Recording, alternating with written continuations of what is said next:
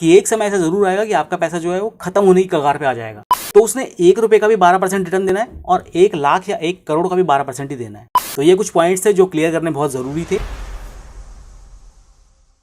बहुत सारे लोगों के मन में आज भी ये डाउट रहता है कि भाई उनको अपना पैसा सेविंग अकाउंट में रखना चाहिए, मतलब बैंक अकाउंट में, या फिर उनको उसको म्यूचुअल फंड में डाल देना चाहिए। इस बारे में मेरी तो सीधी सीधी राय है, लेकिन आपकी क्या राय है आप कमेंट में बता सकते हैं। इस चीज को आप इस तरीके से समझिए। देखिए, मैंने अपनी एक SIP को रिडीम किया, ठीक है, उसमें कुछ 100-200 रुपए बच गए थे। अब हुआ क्या कि जो अमाउंट जो बचा हुआ था 200 रुपए के आसपास, वो 5-5.5 साल के बाद बढ़कर हो गया और 250 रुपए के आसपास। और अगर यही सेम चीज आपकी बैंक में हुई होती तो आपका पैसा घट के 0 हो गया होता, और हो सकता है कि आपको कुछ और पैसे भी डालने पड़ते उसमें, क्योंकि बैंक में आपका maintenance charge, debit card charge, SMS charge, ये चार्ज वो चार्ज, पता नहीं क्या क्या चार्ज लगता है, और वो सारे चार्ज कटते हैं आपके अकाउंट से ही। लेकिन म्यूचुअल फंड के केस में ऐसा कोई चार्ज नहीं होता। चार्ज उसमें तभी लगता है जब आप उसमें से पैसा निकालते हो, और वो चार्ज क्या होता है एक्सपेंस रेशियो। अब ये बात मैं क्यों बता रहा हूँ आपको, क्योंकि कई लोगों को समझ ही नहीं आता कि उनको अपना पैसा आखिर में रखना कहाँ है, और वो म्यूचुअल फंड का नाम सुनते ही ऐसे डर जाते हैं कि भाई वहां तो बिल्कुल नहीं लगाऊंगा, भले ही मैं उस पैसे की FD करा लूं। और मैं आपको सारा पैसा म्यूचुअल फंड में लगाने के लिए नहीं बोलता, मैं आपको केवल उतना ही कॉर्पस म्यूचुअल फंड में लगाने के लिए कहता हूँ कि जितने पैसे की जरूरत आपको आने वाले 10, 12, 15 साल में नहीं पड़ने वाली है। क्योंकि अगर 10-12 साल के लिए आपने FD कराई ना उस पैसों की, तो वो पैसा आपके 10-12 साल बाद काम ही नहीं आएगा, क्योंकि उस पैसे की परचेजिंग पावर ही खत्म हो चुकी होगी। और ये बात तो बिल्कुल सत्य है और माननी पड़ेगी कि आपने अपना पैसा सिर्फ और सिर्फ बैंक में ही रखा रहने दिया। और अगर आपका अमाउंट भी वो ज्यादा नहीं है, कि एक समय ऐसा जरूर आएगा कि आपका पैसा जो है वो खत्म होने की कगार पे आ जाएगा। म्यूचुअल फंड में पैसा डालने का दूसरा फायदा ये है कि अगर मान लेते हैं आपने आज एक लमसम अमाउंट डाल दिया और भूल गए उसे 10, 15, 20 सालों के लिए, तो भी अगर आप उसे 20 साल बाद रिडीम करेंगे तो रिडीम हो जाएगा, और वो बढ़कर ही रिडीम होगा, क्योंकि आपने 10, 15, 20 साल पहले निवेश किया था। लेकिन अगर वही पैसा अगर आप बैंक में डाल दो और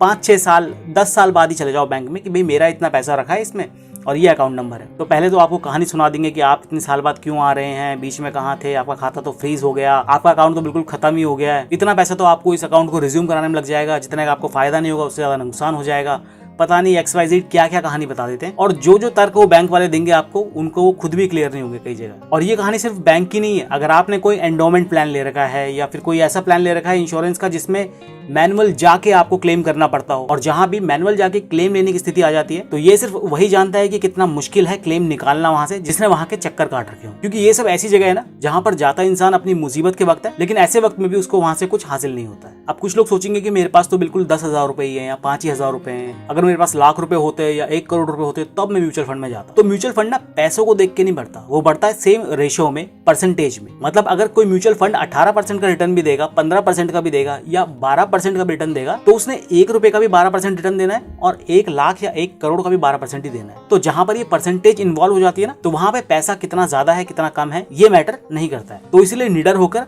अपने अंदर बिल्कुल भी झिझक ना रखें म्यूचुअल फंड में पैसा डालने के लिए। तो आप समझ गए कि बैंक में जाओगे तो हो सकता है उनका स्टाफ चेंज हो जाए 10 साल 20 साल बाद, तो आपको बोलेंगे भाई हम तो थे ही नहीं, हमारी ज्वाइनिंग नहीं हुई थी, या फिर वो लोग तो अब यहाँ रहे नहीं। लेकिन म्यूचुअल फंड के केस में ऐसा कुछ नहीं है। आपके पास पूरी यूनिट्स होती है, फोलियो नंबर होता है, सब कुछ होता है, और इसे आप ऑनलाइन लेकर ऑनलाइन रिडीम भी कर सकते हो। तो फ्लेक्सिबिलिटी आपके पास म्यूचुअल फंड में बहुत ज्यादा हो जाती है। तो आप देख लो आपको अपना पैसा कहाँ पर रखना है।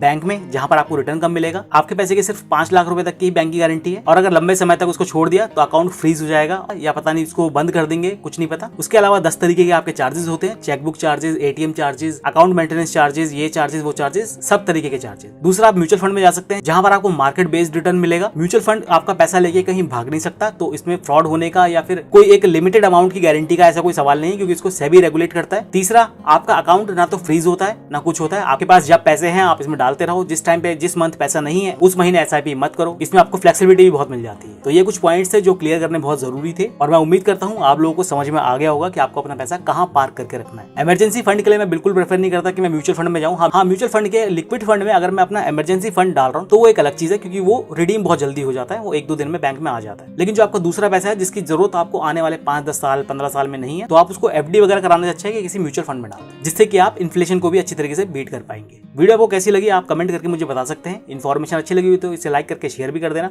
मेरा नाम है अमित डोंडियाल और मैं मिलता हूँ आपसे अगली किसी इन्फॉर्मेटिव वीडियो में। Thank you.